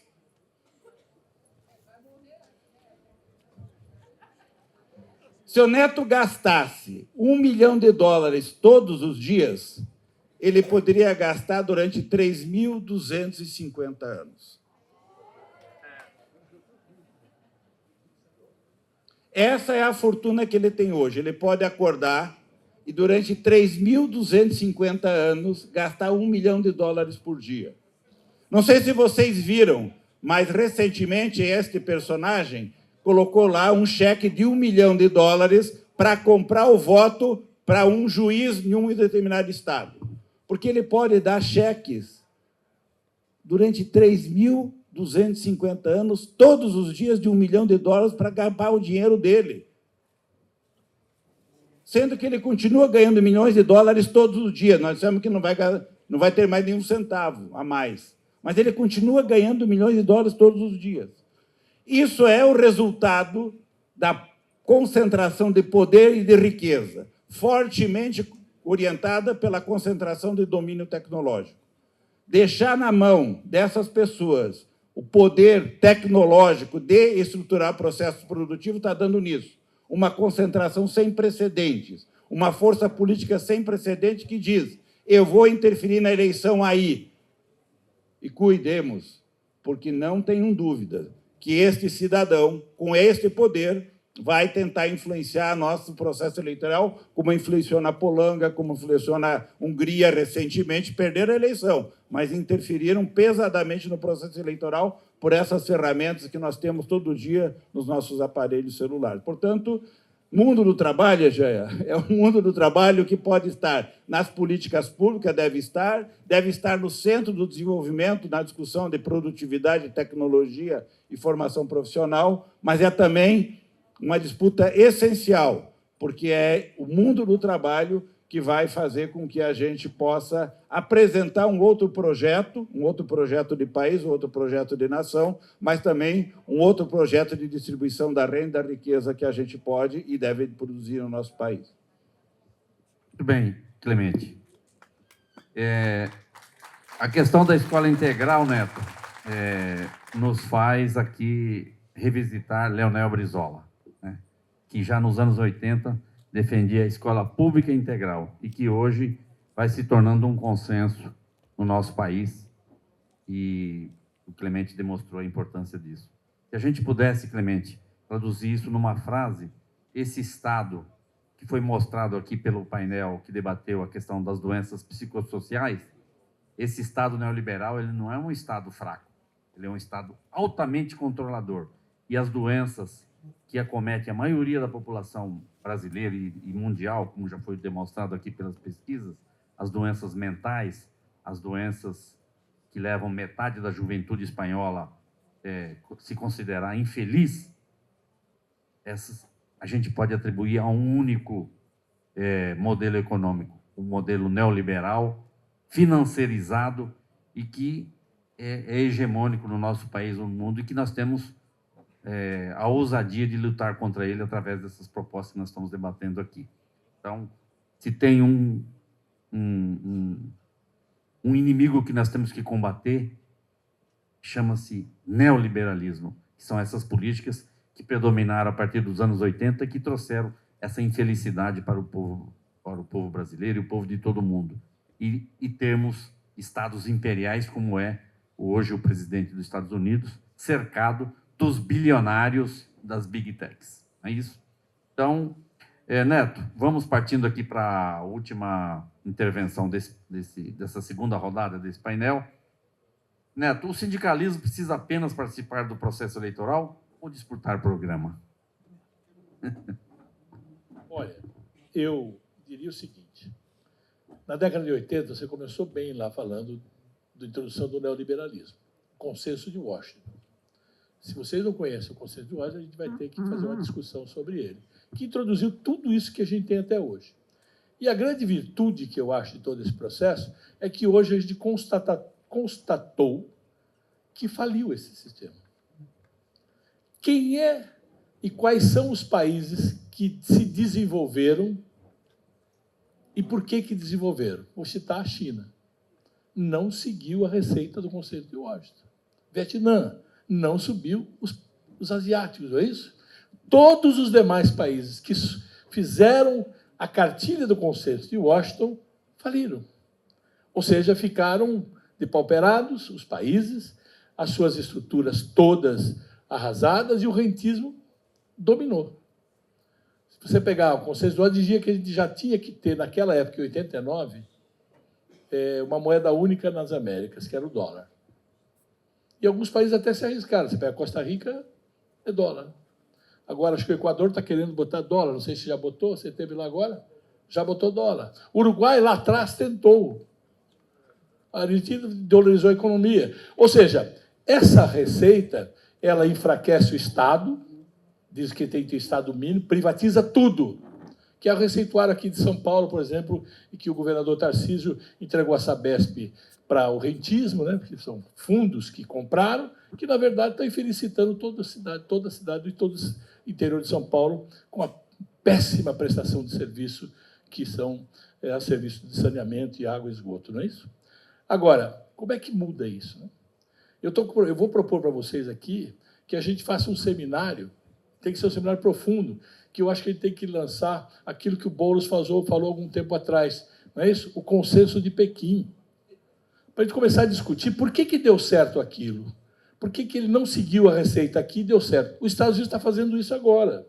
Está voltando a internalizar as questões do Estado forte, de achar que não pode ter só... Tira tudo de lá, porque eles tiraram todas as fábricas de lá, espalharam, e as grandes corporações ficaram multimilionárias. Detroit, que era a sede da General Motors, virou uma cidade fantasma. Vocês acreditam nisso? Porque ele achou que era mais barato fabricar o carro em outro país e trazer para os Estados Unidos, que era mais barato. Quem é que ganhou com isso? Foi os Estados Unidos? Não, foi a General Motors. Os fundos que financiam, que são donos das ações da General Motors. Então, neoliberalismo, e a gente precisa conscientizar toda a população, principalmente o movimento sindical, por que veio esse ataque fenomenal contra os sindicatos. Porque isso aqui é uma trincheira de resistência ímpar. Ou seja, os governos nossos, de centro-esquerda ou de esquerda, só avançam no processo se a pauta do trabalho, se as questões dos trabalhadores, a questão do povo mais sofrido, estiver na pauta. Se não estiver na pauta, não passa. Porque vai ficar conciliando, né, com aquele... Dizer, não, a gente tem que conciliar com esse rentismo, tem que conciliar com isto ou aquilo. Na verdade, você está abrindo mão de princípios. Por isso, quando o Fernando Moraes fala que o próximo governo do presidente Lula pode ser um governo bastante especial, é porque ele já marcou como pessoa a sua história na trajetória política do Brasil, mas como governo, não. Olha que coisa estranha, porque a população não reconhece tudo que foi construído, porque precisou de apenas 4 anos, ou 6 anos, vamos colocar também Temer, em apenas 6 anos destruiu tudo que foi feito. E a hora que você volta para reconstruir, o país voltou para o mapa da fome. O país perdeu toda a sua capacidade de distribuição de combustível. Vendeu um arqueoduto de gasoduto, né? Vendeu daqui para que vinha da Bolívia para cá, vendeu, bom, tudo bem, agora só que eu preciso usar ele para trazer. Então eu alugo, eu vender a minha casa e pagar aluguel para quem comprou de mim. E a gente está achando isso legal? A gente está concordando com isso e achando que está tudo certo? Este é o movimento que está aqui nesta sala, que pode botar a banda na rua e fazer efetivamente mostrar para a sociedade quanto está sendo enganada. Então, eu creio que o momento é fundamental e a gente vai ter que discutir muito isso. Eu estou vendo alguns... Até a Rede Globo, você falou da Rede Globo, né? Ela está mostrando o que a China está fazendo, não é isso? E, de repente, parece que ela está encantada com a China. Mas, na verdade, é porque está comprovado que quem seguiu o receituário neoliberal do Consenso de Washington faliu. Então, esse não é o modelo. Então, qual é o modelo? A China na educação, a China na saúde, na ciência, na tecnologia, na inovação, é o futuro. E é isso que nós temos que nos virar, para que a gente possa, efetivamente, dar esse salto de qualidade. E, para isso, precisa ter Estado forte, Estado que possa controlar, e vai ser o tamanho que tiver que ter, porque senão vai ser isso mesmo. Esses escândalos que a gente está vendo aí de Banco Mar, você viu? O cara fala, vou mudar o fundo garantidor de 250 mil para 1 milhão. Qual é o trabalhador, ou qual é o cidadão brasileiro da classe operária que tem 250 mil em aplicação? Quem tem? Quem daqui tem 250 mil em aplicação? Quem? Tem alguém que tem? Levanta a mão. Pois o canalha do Ciro Nogueira queria aumentar de 250 mil a garantia para 1 milhão. Não é isso? Não é isso? Sabe o que significa isso? Ele vendia e dizia o seguinte, pode aplicar aqui. Se eu quebrar, você vai receber da viúva. Não é isso?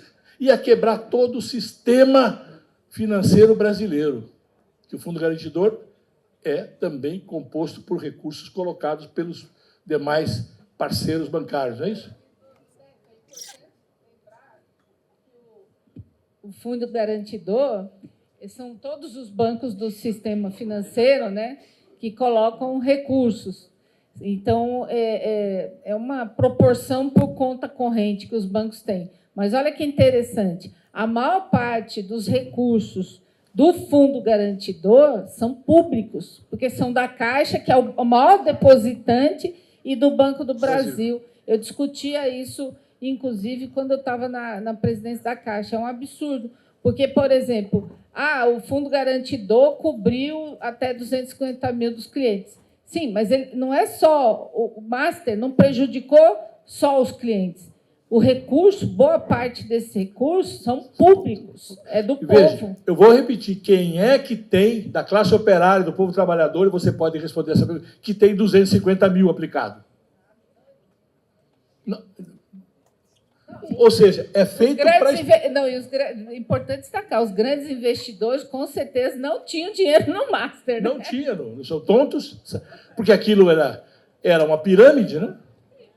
Ou seja, ou nós compreendemos o papel que a classe operária, que os sindicatos, que os trabalhadores têm na mudança da política, seja política econômica, social, na formação, na qualificação, com tudo aquilo que falou o Clemente, nós vamos ter que disputar o sistema S, que é a formação, que é a qualificação profissional. Está na mão do patrão. É só no Brasil que a formação de trabalhadores está na mão de patrão. Ou seja, essa é a disputa. E a essa disputa nós vamos ter que botar no programa do presidente Lula e dizer para ele, tudo bem, você é democrata, você ajuda a construir, mas tem que colocar o dedo nas feridas corretas, porque ou a gente muda, ou não adianta nada. Que daqui 4 anos nós vamos voltar aqui e dizer, olha, esse companheiro aqui vai ajudar a gente, vai avançar algumas coisas. Não, agora a mudança tem que ser radical, nós vamos ter que fazer. O que a China fez em 30 anos, porque na década de 80, a China tinha um PIB menor que o PIB do Brasil. Na década de 80, que foi ontem, a China tinha um PIB menor que o PIB do Brasil. Hoje, está 10 vezes o PIB do Brasil? Em torno de 10 vezes o PIB do Brasil. Ou seja, precisa mudar e precisa de ter Estado forte, precisa estar o trabalho e precisa estar a sociedade brasileira dentro de um projeto de governo. Fora disso, não temos saída. Quando nós pedimos ele para mexer na CLT, e muitos dirigentes, quando eu vou conversar por aí, Clemente, ele diz o seguinte, que eu falo do Lula, que eu tenho um compromisso para eleger o Lula, que o outro eu sei o que é. Ele fala, mas o Lula não teve coragem de mexer uma vírgula na reforma trabalhista. Não é verdade? Mas ele disse para nós, com todas as letras, não tenho como fazê-lo. O Congresso não faz. E se eu colocar um projeto lá, vai vir pior do que está. Aí eu veto, eles derrubam o veto e passa a valer aquela coisa pior do que está. Então tenham paciência, vamos construir, vamos eleger novo Congresso, e aí nós mudamos essa questão. Porque a questão é política, é legislativa, e nós não estamos dando valor para isso. Eleger o presidente é super importante, porque é quem conduz o país com políticas sociais, como ele sempre fez. Mas se não tiver um Congresso que a gente possa aprovar projetos, nós não vamos mudar uma vírgula. Estou dizendo que a gente... E olha que com todo esse Congresso ele já fez, entregou para a gente muitas coisas. Mas aí é típico desse Congresso, quando ele percebe que ele está perdendo prestígio da sociedade com aquilo que nós fizemos, Congresso inimigo do povo, ele vem e aprova uma questão que nos interessa. Fora disso, vocês sabem o que está acontecendo lá. Não passa nada de nós. E para falar em financiamento sindical, isso é pior, porque se der moleza, botar um projeto para financiamento sindical lá, sabe o que eles vão dizer? Não tem financiamento e o trabalhador pode mandar, por sinal de fumaça, a carta de oposição para dizer que não quer pagar nada para o sindicato, porque nós não queremos que o sindicato tenha dinheiro. Porque se a gente tem dinheiro, a gente pode fazer coisas como este aqui. Se a gente não tem dinheiro, a gente não faz coisa nenhuma. E a gente precisa de sindicato forte. Sindicato forte é aquele que tem situação financeira, é aquele que tem consciência de que é necessário organizar os trabalhadores e, acima de tudo, eleger deputados estaduais, deputados federais, senadores. Vocês viram, a estratégia da direita é eleger somente Clemente, 17 senadores. Nós teremos 54 senadores. 2 por estados e 2 pelos distritos federais. São 54. Eles não querem eleger os 54. Eles querem eleger 17. Porque, com o que ele já tem lá, que foi eleito na eleição passada, de 4 anos, 1/3, ele soma com 17, ele tem maioria no Senado. Maioria no Senado, aí vocês podem ter certeza, dá impeachment para ministro do Supremo, dá impeachment para o presidente.